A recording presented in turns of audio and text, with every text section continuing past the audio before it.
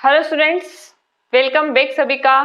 और आज जैसे कि आपको दिखाई दे रहा होगा, आज हम लोग जो है वो क्वेश्चंस नहीं करेंगे। ठीक है, आज मैंने आपको जब क्वेश्चंस करवाए थे तब मैंने आपको बताया था कि जैसे कोई एक क्वेश्चन आया कि निम्नलिखित में से कौन सा एक भौतिक परिवर्तन का उदाहरण है या फिर कौन सा रासायनिक परिवर्तन का उदाहरण है, तो हम अलग अलग क्वेश्चंस को एक टॉपिक के माध्यम से पढ़ने की कोशिश करेंगे ताकि हमारे सामने यदि उस टॉपिक से रिलेटेड अलग अलग तरीके के क्वेश्चन पूछे लिए जाएं हमसे तो हम उनको सॉल्व कर सके। ठीक है, तो आपको पता चल रहा होगा कि हम यहाँ पर देखेंगे आज परिवर्तन के दो प्रकार, जिसमें पहला है भौतिक परिवर्तन, दूसरा है रासायनिक परिवर्तन। क्लियर।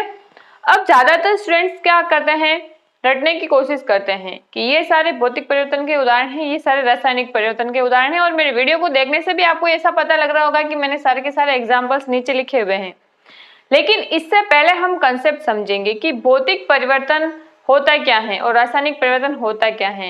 यदि हमको ये परिवर्तन के कॉन्सेप्ट समझ में आ जाए, यदि ये बेसिक समझ में आ जाए, तो हम लोग आसानी से, यदि हमें कोई एग्जाम्पल दिया हुआ तो हम पहचान सकते हैं। ठीक है, तो पहला हम देखेंगे भौतिक परिवर्तन। बहुत ही आसान है, बहुत ही आसान है। ठीक है, साइंस बहुत आसान है, लगता है बहुत कठिन है लेकिन उतनी कठिन नहीं है जितना हम सोच लेते हैं। ठीक है, उतनी ही आसान है जितना हम कठिन मानते हैं, उतनी आसान तरीके से हम साइंस को समझ सकते हैं।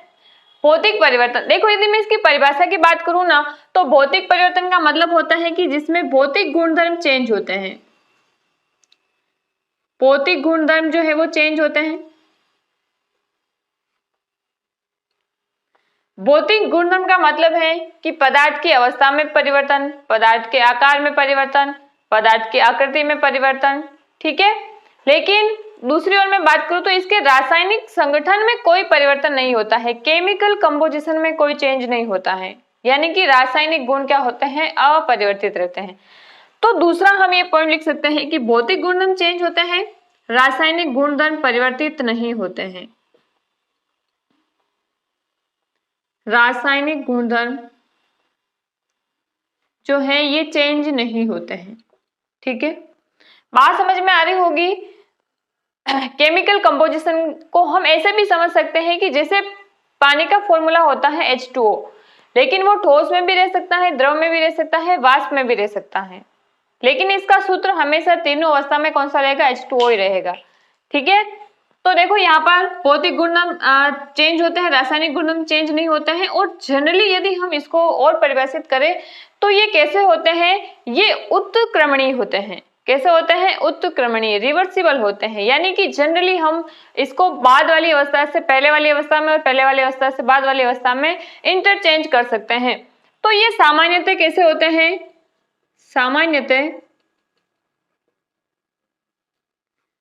सामान्यतः कैसे होते हैं, उत्क्रमणीय होते हैं, रिवर्सिबल होते हैं। अब ये जो मैंने इसकी परिभाषा आपको बताई है, इसको मैं उदाहरण के माध्यम से आपको समझाने की कोशिश करूंगी ताकि आपको सारे उदाहरण दिमाग में सेट हो जाएंगे।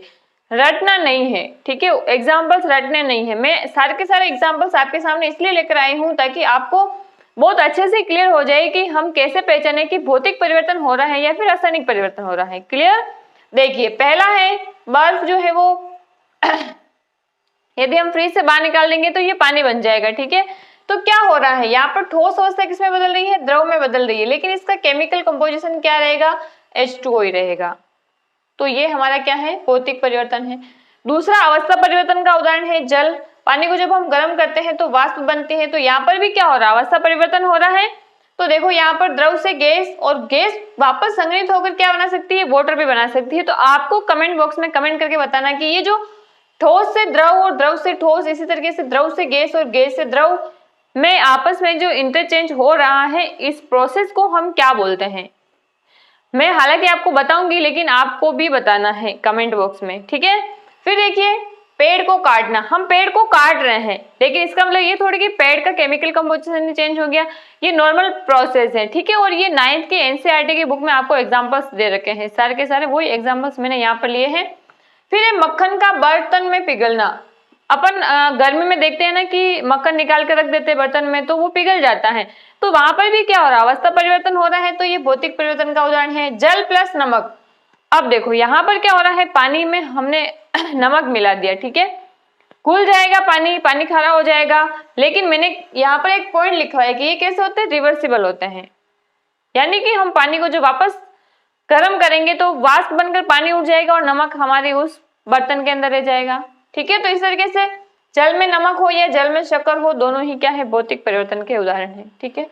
फिर है फल से सलाद बनाना, तो वही वाली बात है, जैसे पेड़ को हमने काट दिया वैसे हमने फल की कटिंग करके सलाद बना दिया, या जो भी जैसे खीरा ककड़ी है टमाटर है काट के हमने उसका सलाद बना दिया। तो ये कोई केमिकल चेंज नहीं है ना। बहुत सारे बच्चे जब मैं बताती हूँ इस तरीके के परिवर्तन तो ये बोलते हैं कि मैडम उसको काट दिया तो वो तो शेप ही अलग हो गई। तो शेप चेंज हो सकती है, शेप चेंज होना भौतिक परिवर्तन का उदाहरण है, ना कि रासायनिक परिवर्तन का उदाहरण है, ठीक है।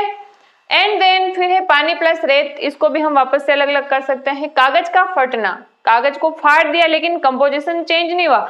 हाँ, मैंने बोला कि सामान्यतः उत्क्रमणीय होंगे। आप ये बोलेंगे कागज को फाड़ दिया तो वापस वैसे वैसे कागज कैसे बनाएंगे, वैसा वैसा नहीं बना सकते हैं, लेकिन यहाँ पर कोई केमिकल कंपोजिशन, रासायनिक संगठन चेंज नहीं हो रहा है।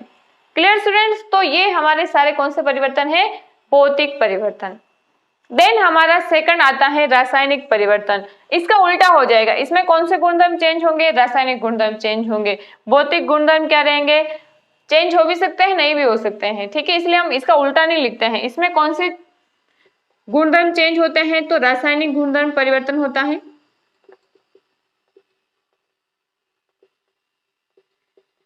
रासायनिक गुणधर्म जो है वो परिवर्तित होते हैं।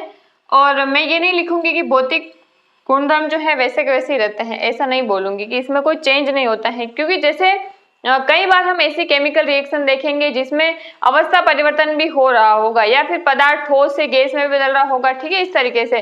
तो भौतिक परिवर्तन होने के साथ साथ रासायनिक परिवर्तन जरूर होगा, उसमें केमिकल कंपोजिशन जरूर चेंज होगा, ठीक है। इसीलिए हम सिर्फ ये लिखेंगे कि इसमें रासायनिक गुणधर्म चेंज होते हैं। और सामान्यतः जनरली ये कैसे होते हैं, जनरली ये अनुत्क्रमणीय होते हैं। कैसे होते हैं, अनुत्क्रमणीय होते हैं।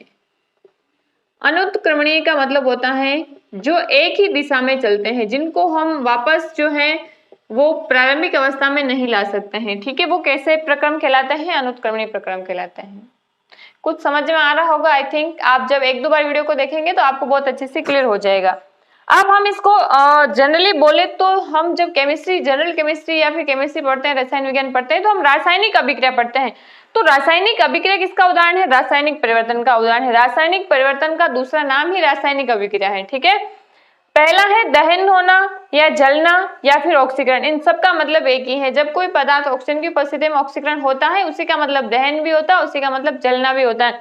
जैसे कि कार्बन जब ऑक्सीजन की उपस्थिति में जलेगा तो क्या बनाएगा, कार्बन डाइऑक्साइड बनाएगा। तो ये किसका उदाहरण है, रासायनिक परिवर्तन का उदाहरण है। फिर देखो यहाँ पर हमने एक उदाहरण देखा था कागज का फटना, तो भौतिक परिवर्तन है, लेकिन कागज का जलना जो है वो कौन सा है, कागज या लकड़ी कोई भी जल रहा होगा, दोनों ही हमारे रासायनिक परिवर्तन के उदाहरण है।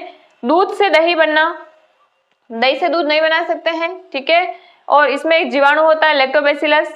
इसके अलावा लोहे में जंग लगना, कटे हुए सेब का भूरा पड़ना, वेरी वेरी इंपॉर्टेंट, विद्युत तरंग का जल में प्रवाहित होने से हाइड्रोजन और ऑक्सीजन गैसों में विघटन, इसको हम हाइड्रोलाइसिस भी बोलते हैं। इस प्रोसेस को हम क्या बोलते हैं डियर फ्रेंड्स, हाइड्रोलाइसिस भी बोलते हैं। तो हाइड्रोलाइसिस, जल अपघटन। तो देखो यहाँ पर H2O जो है वो किसमें ब्रेक डाउन हो रहा है, H2O जो है वो ब्रेक डाउन हो रहा है हाइड्रोजन प्लस ऑक्सीजन गैस के अंदर। तो यहाँ पर भी एक क्या हो रही है, रासायनिक अभिक्रिया हो रही है। तो ये भी किसका एग्जाम्पल हो जाएगा, ये भी हमारा केमिकल चेंज का या फिर रासायनिक परिवर्तन का उदाहरण हो जाएगा, ठीक है।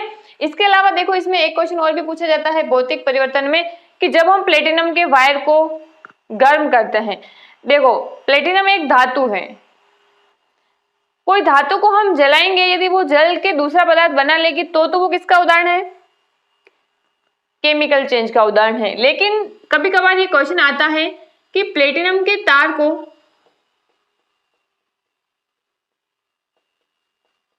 को गर्म करने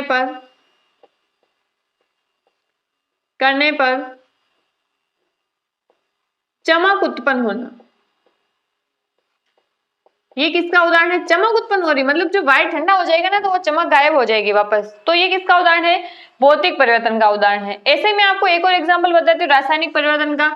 जैसे कि हमने मैग्नीशियम धातु का क्या करवाया, दहन करवाया, ऑक्सीजन की उपस्थिति में ऑक्सीकरण करवाया, तो ये बनाएगा मैग्नीशियम ऑक्साइड, MgO बनाएगा। तो ये क्या होता है, व्हाइट कलर का पाउडर होता है, यानी कि अब धातु धातु नहीं रही, ये चेंज हो गई, ऑक्साइड बन गया इसका।